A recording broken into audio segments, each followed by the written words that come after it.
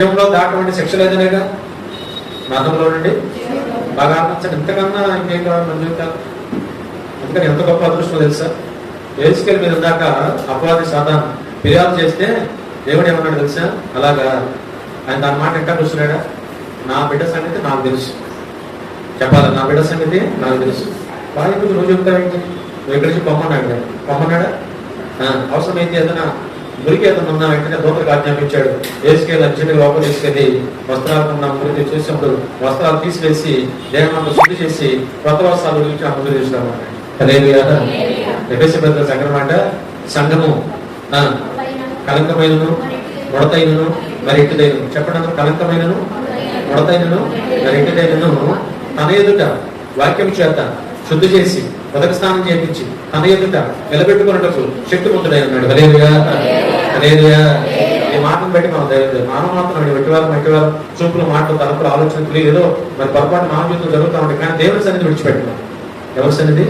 దేవుని సన్నిధి విడిచిపెట్టడం అంటే దేవుడు అన్నమాట కలంకమైన ముడతైనా మరి ఇద్దైనా ఉదక స్నానం చేస్తామంట, చెప్పాలి వేస్తామంట. ఉదక స్నానం చేయించి తన ఎదురు నిలబెట్టుకోవడానికైనా శక్తివంతుడై ఉన్నాడు. హల్లెలూయా. ఇప్పుడు సభదేశం ఉంటుంది. ఈ మాటలు ఎంతో ధైర్యాన్ని ఇస్తా ఉంటాయి, భరోసాని ఇస్తా.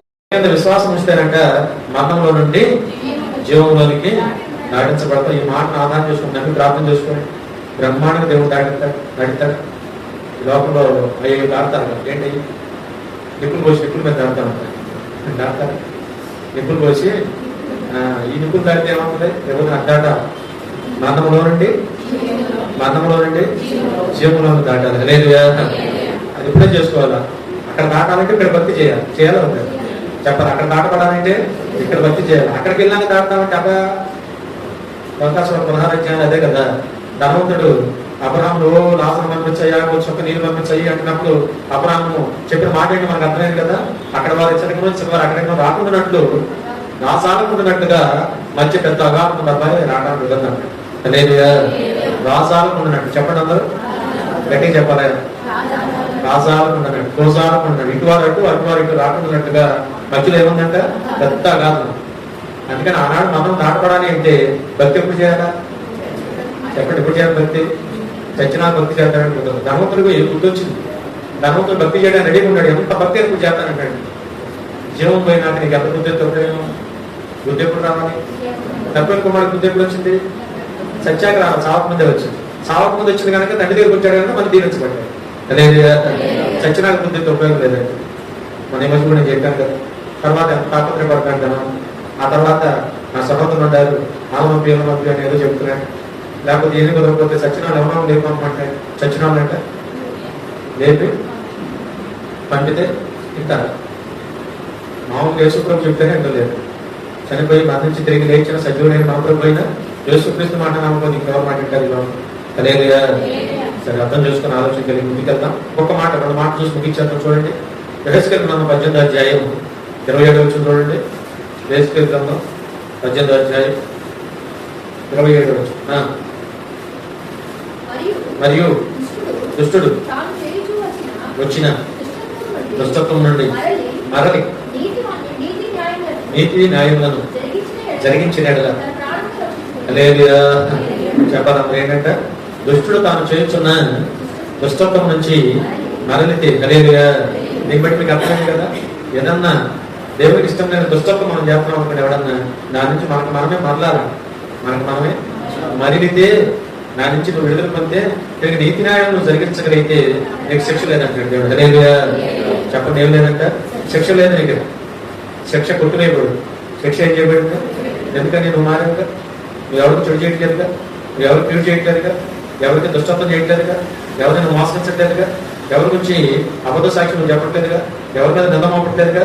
ఖచ్చితంగా దేవుడు అంటున్నాడు నువ్వు మరణం నుండి తప్పించబడు. అనేది నేను చాలాసార్లు ఈ మాటలు గుర్తు చేస్తా ఉంటాను సంఘాన్ని. మనకెందుకు వచ్చింది బాధ? ఉన్నదే వదిలించుకోవాలి కాబట్టి మళ్ళీ పైకి ఇవ్వగా పగలు ద్వేషాలు, అబద్ధాలు, నిందలు, అవమానాలు, 4 మీద పేరు మీద చెడు చేయడం మనకెందుకు వచ్చాడు? మన బట్టి మనం చేయడానికి టైం చాలు. అవునా లేదా? ఈ జీవితానికి ఇది ఒకటి చేస్తే నైనే అని ఈ బాధంతో మనకు ఉద్దేశం. కష్టపడతాం, అది శ్రమ పడతాం, దేవుని ప్రార్థన చేసుకుంటాం, మన వృత్తి వ్యాపారం దేవుని చక్కగా దీవిస్తాడు. మనకు నచ్చినంత వచ్చినంత వరకు శుభ్రంగా దేవుని సేవ చేద్దాం, అందరూ మంచి కోరుకుందాం, అందరి కోసం ప్రార్థన చేద్దాం. మన వల్ల అయితే పేదోడికి మంది కావాలో పెడదాం. అదే సదాకాలం దేవుడు మనకు తోడే. మనకే కాదు రేపు పొద్దున మన పిల్లలకి దేవుడు తోడే. దేవుని ప్రభు నిరంతరం మనం తోడు. శుభ్రంగా మంచి అభిప్రాయం కలిగి ఉన్నాం అనుకోండి, అవునా, మనం జాగ్రత్తగా నీతి న్యాయం జరిగిస్తున్నాం అనుకో, అసలు మతమే లేదనుకుంటే మతం నుండి తప్పించబడతాం, శిక్షణ నుంచి తప్పించబడతాం. ఎక్కడి నుంచి? ఇదే మంచి మాటలేగా, మంచి మాటలేనా? కాబట్టి వాళ్ళ ఈ మాట మనకు అర్థమైతే ఎవరికి మనం కళ్ళలో కూడా చెడు చేయం, కళ్ళలో కూడా చెడు చేయం, ఎవరికి మనం కీడు పొరపాటు కూడా కనపెట్టం లేదు. ఆ ప్రకారం జాగ్రత్త ఉంటే సరిపోతుంది. మరొక మాట యోహాను వార్త 8వ అధ్యాయం 11వ వచనం. యోహాను వార్త 8వ అధ్యాయం 11వ వచనం. ప్రభువా నేను అందుకు యేసు నేను ఉన్నాను, నేను నీకు శిక్ష విధించను, పాపము చేయకుమని. హల్లెలూయా. జరిగిన సంగతి మనకు తెలుసు కదా. యేసు ప్రభు ఎదుకు కొంతమంది పరిచయులు, శాస్త్రులు వ్యభిచారం ముందు పట్టబడిన ఒక స్త్రీని తోడుకొని వచ్చారు. వ్యభిచారం ముందు పట్టబడిన ఒక స్త్రీని తోడుకొని వచ్చి తీసుకొచ్చారు. బాగానే ఉంది. ప్రభు యేసుక్రీస్తు వారి దగ్గర తీసుకొచ్చి పంచాయతీ పెట్టారు. ఏం పెట్టారు చెప్పాలంటే? ఏం పెట్టారు? పంచాయతీ పెట్టారు. పంచాయతీ పెడతాం, దేవుడిని ఏం చేయి మరి ఈ విషయంలో ఈ తీర్పు ఏంటి అని అడగడం తప్పు కాదు. నేను మాట చాలాసార్లు దైవసేవలు చెప్పిన మాటే, ఆ లేఖన భాగంలో మనం గమనించాల్సిన ఏంటంటే, వారు వచ్చిన ఉద్దేశం దేవుడిని ఎదుకుని పెట్టాలా, యేసు ప్రభుని ఎదుకుని పెట్టాలా. ఎవరిని? యేసు ప్రభు. నిజంగా న్యాయం చేసే వాళ్ళు అయితేనంటే వ్యభిచారం ఒకరు చేస్తారు, ఇద్దరు చేస్తారు. అందరూ చెప్పాలి. ఒకటి చేస్తే వ్యభిచారం ఉందా? పురుషుడు స్త్రీ ఇద్దరు కాదు కదా. కాబట్టి వాళ్ళ ఆమె పట్టుకొచ్చారు రాట్స్ అంటే ఏంటంట. నిజంగా న్యాయం చేసేవాడు అయితే రాని కూడా పెట్టుకోవాలి. ఆయన అనుకోకూడదు అయి ఉంటాడు. ఆయన వదిలేసారు. ఏమో తీసుకొచ్చి ప్రభు ముందు పంచాయతీ పెట్టారు. లేదు సరే సహోదరి సహోదరి పంచాయతీ అంత పెట్టాక వాక్యంలో మనకు కావాల్సిన అంశం ఏంటంటే, నిజంగా ఆమె మీద న్యాయం చేయడానికి కూడా కాదు, కానీ మోషే ధర్మశాస్త్ర ప్రకారంగా మరి ఏం చేయమంటామని ప్రభుని అడిగి అక్కడ ఆలోచన ఏమొచ్చిన చదువు, అక్కడ ఆలోచన చదవండి. ఆయన మీద నేరము మోపవలని ఆయనకు శోధించడకు ఇలాగూ అడిగారంటే. హల్లెలూయా. ఇక అర్థమవుతుందా? ఇది మంచి చేసే వచ్చారు. ఏం చేయడానికి వచ్చారు? యేసు ప్రభువును నేరం మోపాలని, యేసు ప్రభువును శోధించాలని అక్కడ అడిగారు. సరే బాగానే అడిగారు. ప్రభు నేరం మీద ఏదో రాసుకున్నారు.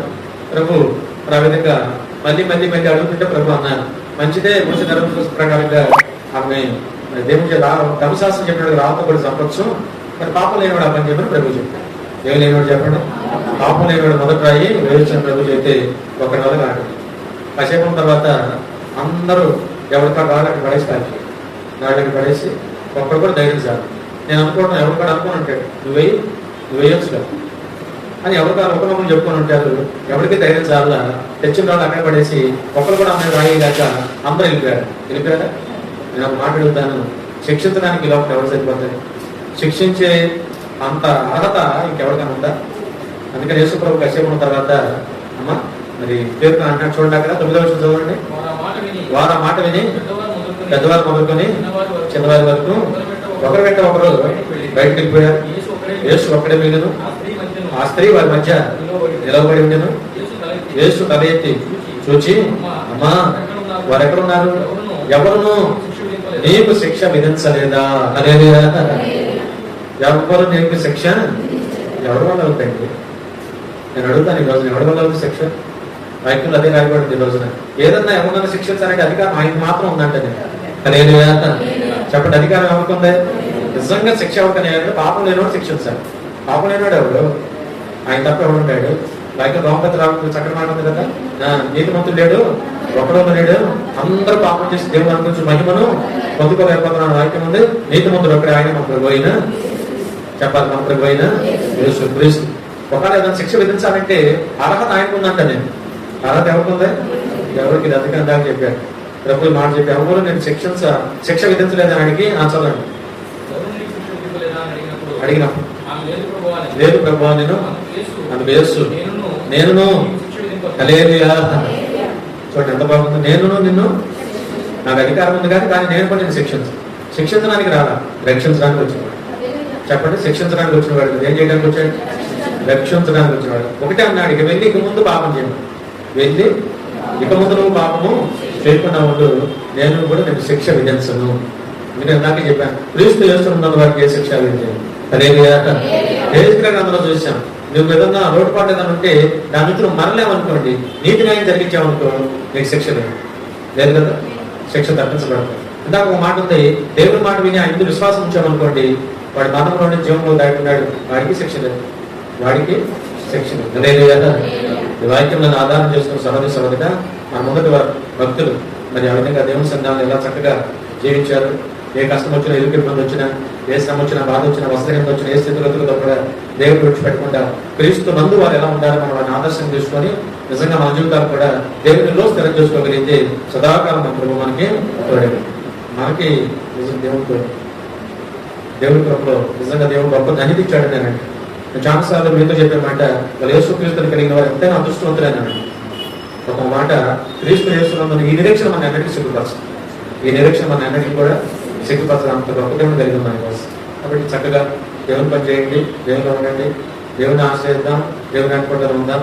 సదాకాలం మన దేవుడు మనకి చూడే ఉంటాడు. దేవుని ప్రేమించడం కూడా మనం దూరం చేయలేము. ఆయన ప్రేమ ఎప్పుడు మనకు దూరం కాదు, మనం కూడా దేవుని ప్రేమ దూరం కాకూడదు. అది ఆయన చేతుల్లో ఇది మన చేతుల్లో. ఆయన ఎప్పుడు మనం ప్రేమిస్తాను, మనం కూడా ఏం చేయాలి, దేవుని ప్రేమకు దూరం కాకుండా దేవుని విడిచిపెట్టకూడదు. పాదాలు పెట్టుకుని దేవుని కోసం ముందుస్తారు. సదాకాలం మన దేవుడు మనకి తోడుంటాడు. ఆయన ఉండండి, చక్కగా ప్రార్థన చేసుకోండి. దేవుడు ఏదో ప్రార్థన చేసుకుంటాం. దయచేసి తప్పనిసరి పెద్దలు ప్రార్థన చేసుకుంటాం.